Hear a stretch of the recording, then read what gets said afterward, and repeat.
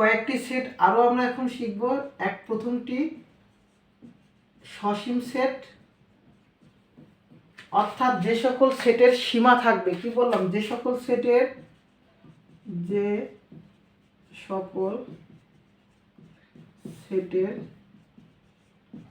সীমা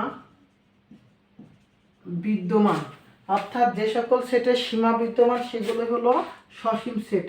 যেমন আমি একটি সেট এ কল্পনা করি, কি বললাম, যে কোনো একটি সেট এ কল্পনা করি, এ সেটের আমি কিছু উপাদান সংখ্যা 1 2 3 4 ডট ডট ডট আমি না দিয়ে এটাকে আমি কি করলাম, ঘিরে দিলাম, এই যে আবদ্ধ করে দিলাম। আমি যদি ডট ডট ডট দিতাম তাহলে কি এর মানটা আরো অনেক ছিল, তাহলে কি হতো, অসীম সেট। আমরা আবদ্ধ করে দিয়েছি মানে তার মান কি, সীমাবদ্ধ, অর্থাৎ সসীম সেটকে আমি আরেকটি সেট দিলাম, এটাকে অসীম সেট বললাম, অসীম সেট। তাহলে অসীম সেট বলতে কি বোঝানো হয়, যে সকল সেটের সীমা বিদ্যমান থাকে না, অর্থাৎ এটাকে বলা হয় যে সকল সেটের মান অসীম, কি বললাম, যে সকল সেটের মান অসীম, ওকে, যে সকল সেটের মান সীমা থাকে না সেগুলোকে বলা হয় অসীম সেট। মনে করলাম যে আমি একটি সেট বললাম, এ সেটের 1 2 3 4 ডট ডট ডট ডট চলমান, এটা চলমান, এটাকেই বলা হয় কি সেট, একটি অসীম সেট। এরপর আমরা আরেকটি সেট শিখবো, সেটা হচ্ছে ফাঁকা সেট। কি বললাম, আরেকটি সেটের নাম ফাঁকা সেট। এই ফাঁকা সেটটা সবচেয়ে বেশি এই বছর পরীক্ষার্থীর জন্য 2026 এসএসসিদের জন্য খুবই ইম্পর্টেন্ট। গত বছর এই ফাঁকা সেট থেকে একটা এমসিকিউ করা হয়েছিল, যেটা উপসেট এবং প্রকৃত উপসেট থেকে। তো আমরা এবার ফাঁকা সেট থেকে প্রশ্ন করা হবে, সেই প্রশ্নের আমরা বেসিকটাও ক্লিয়ার করে দিব। তো এখান থেকে দেখো যে ফাঁকা সেট অর্থাৎ যে সকল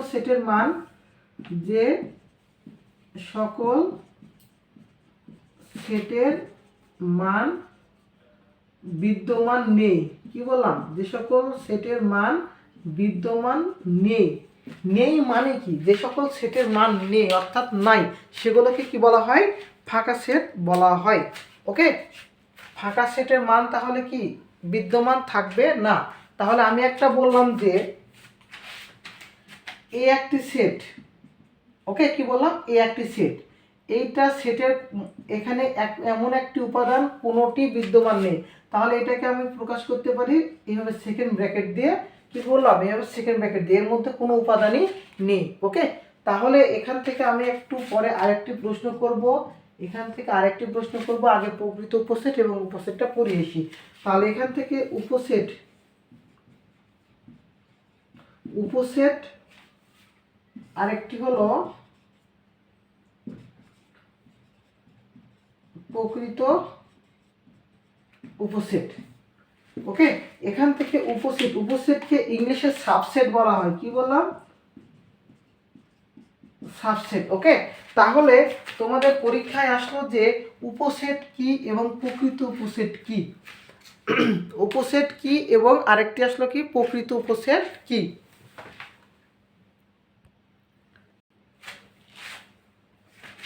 উপসেট যেটাকে কি বললাম, সাবসেট বলা হয়। ওকে, উপসেট প্রকাশ করা হয় বা চিহ্ন প্রকাশ করা হয় এইভাবে, এটা হচ্ছে আমাদের উপসেটের চিহ্ন।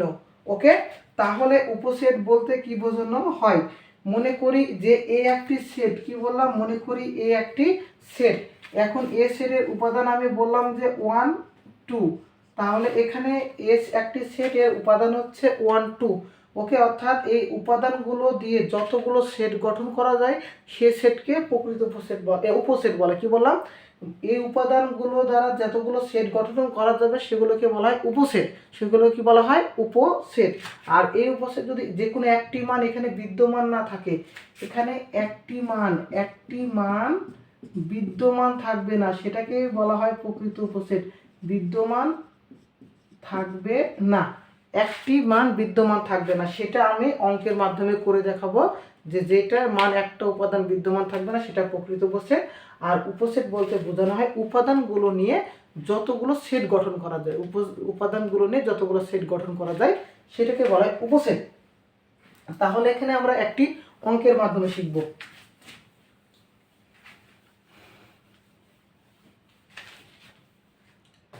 আমি এখান থেকে বললাম যে এ একটি সেট, এ সেটের উপাদান এ বি সি, উপাদান কি এ বি সি।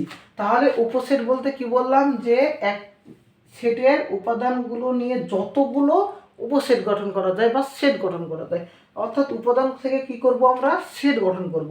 তাহলে আমরা এই সেট দেখেন তো, এখান থেকে এই উপাদান থেকে আমরা কি গঠন করতে পারবো।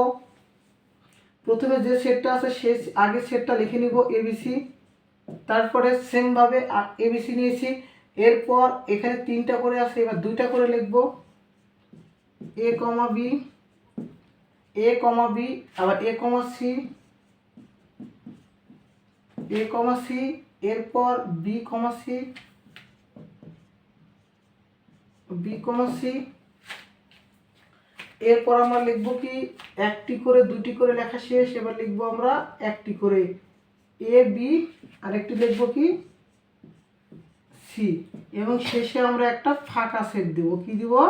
ফাঁকা সেট। একটু আগে যেটা শিখলাম, অর্থাৎ এই ফাঁকা সেটের কোনো উপাদান সংখ্যায় নেই। কি বললাম? কোনো উপাদান নেই। ওকে, তাহলে এখান থেকে আমরা পাইলাম কত বলো তো? এখান থেকে 1 2 3 4 5 6 7 8, তাহলে আমরা পেলাম কত? 8, অর্থাৎ 8। ওকে, ইংলিশে আমরা 8 লিখলাম। ওকে, তাহলে এখান থেকে আমরা 8 কে কি লিখতে পারবো? 2 টু দি পাওয়ার 3। কি লিখতে পারবো এখান থেকে? 2 টু দি পাওয়ার 3। তাহলে এখানে দেখো তো ভালো করে যে 2 টু দি পাওয়ার 3 লিখছি, এখানে যে 3টা লিখলাম, এখানে n এর মানটাই কি 3 না? এখানে n এর মানটা যেটা, এখানে 1 2 3 উপাদান সংখ্যায় 3, তাহলে আমি 2 টু দি পাওয়ার 3 কে কি লিখতে পারবো? 2 টু দি পাওয়ার কি লিখতে পারবো? n লিখতে পারবো। তাহলে উপসেট নির্ণয়ের সূত্র এমসিকিউতে আসবে, উপসেট নির্ণয় আসবে, উপসেট নির্ণয়। তখন আমরা কি করব? উপসেট নির্ণয় করতে বললে 2 টু দি পাওয়ার n সূত্র ফেলবো। কি করব? 2 টু দি পাওয়ার n সূত্র ফেলবো। n বলতে 2 লিখবো, n বলতে এখানে যে কয়টা উপাদান থাকবে, যেমন এখানে উপাদান আছে কয়টি? 3টা, তাহলে আমরা n এর জায়গায় 3 লিখবো। 2 টু দি পাওয়ার 3 মানে কত? 8। এই যে আমাদের 8। তাহলে উপসেট বলতে কি বুঝলাম আমরা? যে উপাদান যে কয়টা থাকবে, কি বললাম? উপাদান যে কয়টা থাকবে সেই উপাদানগুলো নিয়ে যতগুলো সেট গঠন করা যায় সেটাকে বলা হয় উপসেট। সেটাকে কি বলা হয়? উপসেট। এখন প্রশ্ন বললাম প্রকৃত উপসেট কি? প্রকৃত উপসেট বলতে বোঝানো হয় উপসেট থেকে একটি উপাদান বাদ দিলে বা একটি উপাদান বিদ্যমান থাকবে না। তাহলে এখন প্রশ্ন, কোন উপাদানটা বিদ্যমান থাকবে? এখানে যে 8টা উপাদান রয়েছে, এখানের মধ্যে কোন উপাদানটা বিদ্যমান থাকবে না? মনে রাখবা এখান থেকে যে প্রথম যে আমাদের উপাদানটা সেটা বিদ্যমান থাকবে না, অর্থাৎ আমাদের এখান থেকে যে প্রধান যে উপাদানগুলো ছিল সেটা কি হবে না?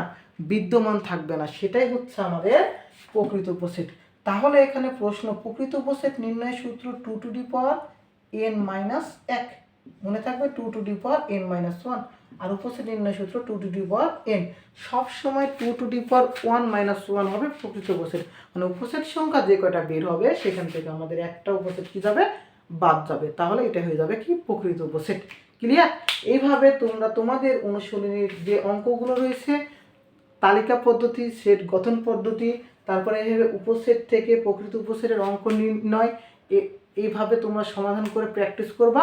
এরপরে তোমাদের পার্টে অন্য অন্য পার্টগুলোতে আমি আরও কিছু অঙ্ক সেট নিয়ে হাজির হব। সকলকে এ পর্যন্ত ধন্যবাদ।